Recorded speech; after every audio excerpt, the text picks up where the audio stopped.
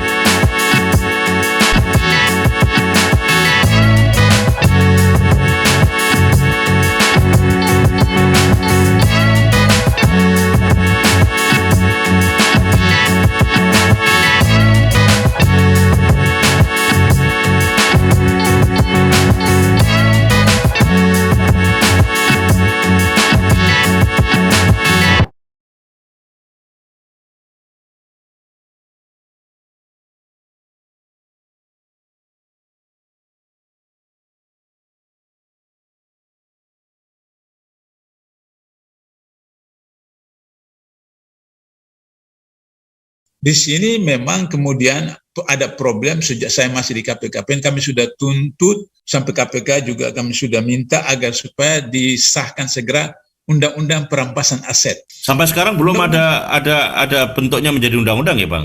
Belum ada. Nah, karena itu tadi malam saya di salah satu TV saya katakan bahwa jangan harap DPR sekarang yang akan mengesahkan undang-undang perampasan aset. Karena itu seperti tiang gantungan diserahkan kepada diri mereka untuk harus aset-aset mereka itu yang akan disita oleh negara, disita oleh KPK, disita oleh instansi terkait. Karena itu maka diharapkan nanti pemilu yang akan datang, anggota DPR yang bersih atas kasus-kasus yang terjadi sekarang, saya berharap rakyat memilih anggota dewan yang betul-betul mempunyai integritas, punya kompetensi, punya profesional, sehingga mereka bisa mengesahkan undang-undang perampasan aset itu, sehingga kemudian mereka tidak takut karena mereka terpilih dengan jujur, mereka punya harta dengan jujur, sehingga tidak perlu takut untuk mengesahkan undang-undang perampasan aset.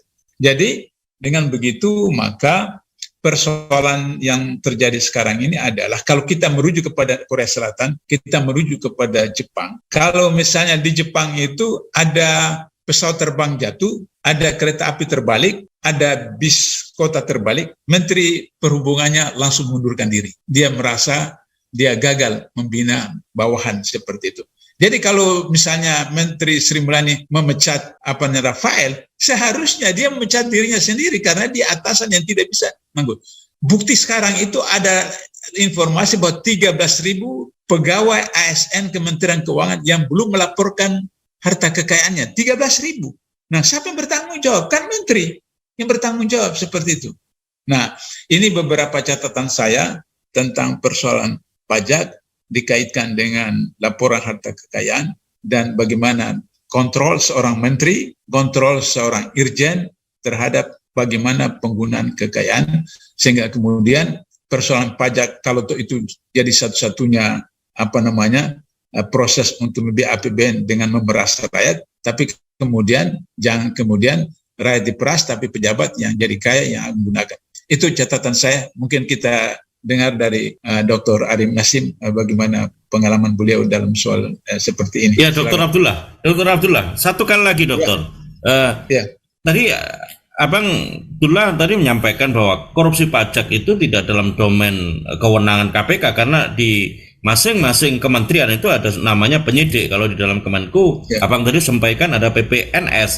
Lalu bagaimana, Bang, koordinasi atau apa yang dilakukan sebagai tindak lanjut untuk tracing dan menindaklanjuti proses penegakan hukum terkait dengan dugaan korupsi pajak? Yang kedua, sejauh mana LHKPN ini bisa mampu menindaklanjuti di tengah keberadaan RUU perampasan aset itu tidak existing ada sekarang di tengah-tengah kita, Bang?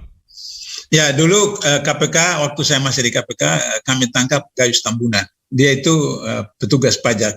Dan yang kami tangkap dia itu bukan soal pajaknya, tapi soal penyuapan. Jadi dia disuap untuk kemudian meringankan wajib pajak. Maka ditangkap karena penyuapan dan gratifikasi.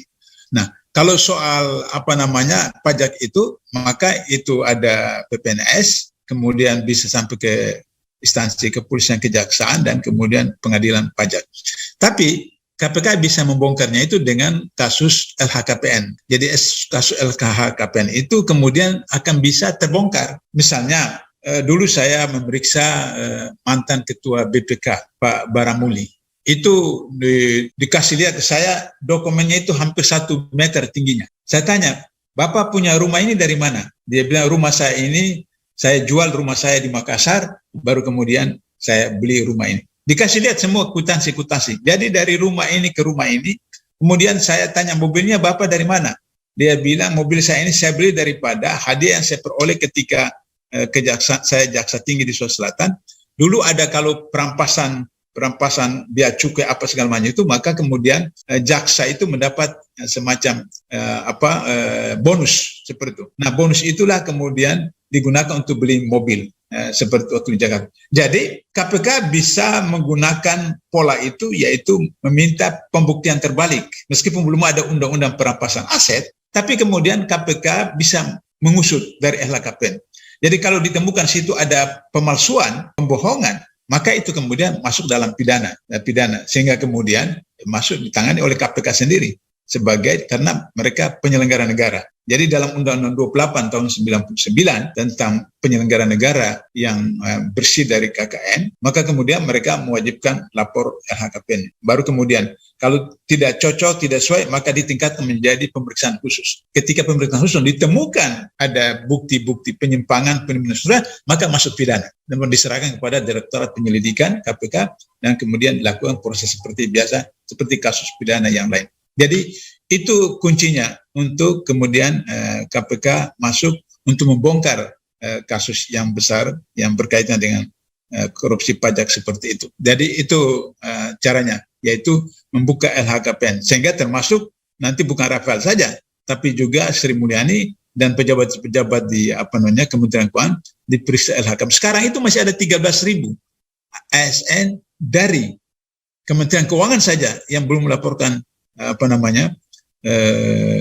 harta kekayaannya, dan itu melanggar PP. Ada peraturan pemerintah yang menetapkan semua ASN itu harus melaporkan harta kekayaan. Seperti itu, Mas.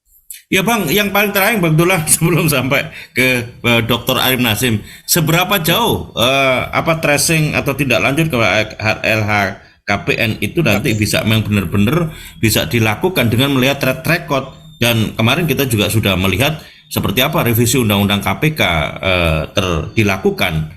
Abang sendiri melihat seperti apa itu kalau memang ada keinginan goodwill atau political will untuk menindaklanjuti penegakan hukum atas harta-harta yang sekarang dimiliki oleh pejabat negara yang Abang tadi menginformasikan ada sekitar 13.000 dari Kementerian Keuangan yang belum melaporkan harta kekayaannya, Bang Abdullah.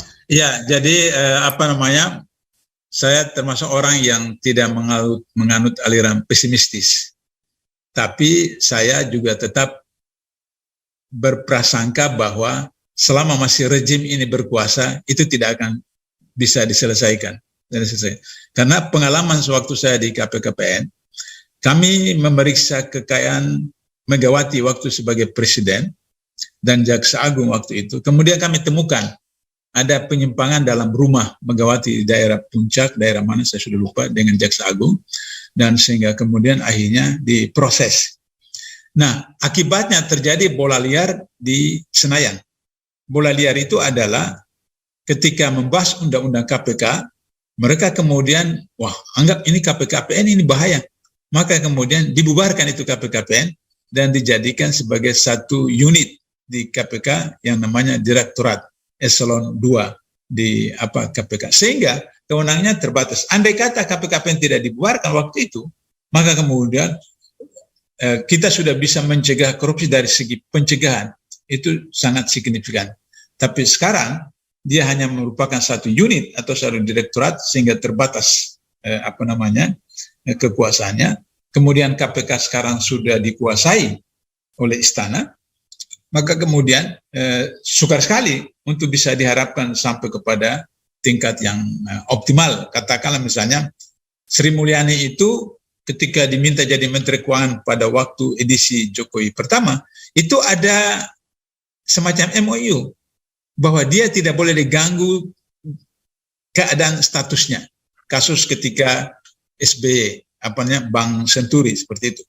Sehingga dengan begitu maka kemudian karena sekarang di KPK itu Dewan Pengawasnya itu orang istana, kemudian Ketua KPK-nya orang istana, maka dengan demikian sukar untuk bisa diharapkan optimal. Tapi paling tidak ini menjadi trigger agar supaya semua pejabat-pejabat di kementerian, lembaga negara itu sadar tentang harta kekayaannya sehingga mereka coba untuk bisa memulai dengan yang baik, kemudian melaporkan, sehingga kemudian bisa mendatangkan satu sistem pemerintahan yang relatif baik, meskipun itu akan terjadi kalau sudah pergantian rezim ini. Itu Mas Slamet.